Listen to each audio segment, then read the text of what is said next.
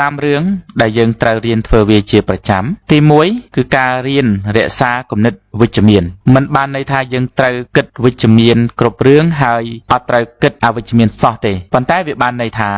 យើងត្រូវរក្សាគោលគំនិតជាវិជ្ជមានចំណែកឯការគិតត្រូវគិតទាំងវិជ្ជមានទាំងអវិជ្ជមានបើរឿងនឹងអវិជ្ជមានយើងត្រូវគិតអវិជ្ជមានហើយរកដំណោះស្រាយបើរឿងនឹងវិជ្ជមានយើងត្រូវគិតអវិជ្ជមានគិតអវិជ្ជមានទៀតហើយរកដំណោះស្រាយទៀតទី 2 ត្រូវរៀនគ្រប់គ្រងអារម្មណ៍យើងដឹងហើយថាអារម្មណ៍របស់យើងវាស្រើបស្រាលដូចសម្លេងដែលហើរប៉ះខ្យល់ហើយវាក៏ឃ្លោងឃ្លៀងឃ្លោងដូចទឹកនៅលើស្លឹកត្រាវបើសិនជាយើងមិនគ្រប់គ្រងអារម្មណ៍ទេស្ថានភាពរឿងរ៉ាវខាងក្រៅអាចអូសទាញយើងបានឬក៏ការគិតការនឹករបស់យើងអាចអូសទាញយើងបានដែលវាធ្វើឲ្យយើងជួនកាលសប្បាយជួនកាលសោកសៅជួនកាលទុក្ខព្រួយជួនកាលមានមេរោគឆ្លងចូលមកដល់ក្នុងចិត្តទី 3 គឺយើងត្រូវរៀនដោះស្រាយបញ្ហាដោយសន្តិវិធីបញ្ហាតែងតែកើតឡើងចំពោះយើងទាំងអស់គ្នាពីព្រលឹមទៅប្រលប់នឹងមានបញ្ហាច្រើនណាស់យើងមិនត្រូវប្រតិកម្មនឹងដោះស្រាយបញ្ហាដោយភាពឆេវឆាវកំហឹងកំហល់ឬកំរោលចូលទេត្រូវដោះស្រាយបញ្ហាដោយសន្តិវិធី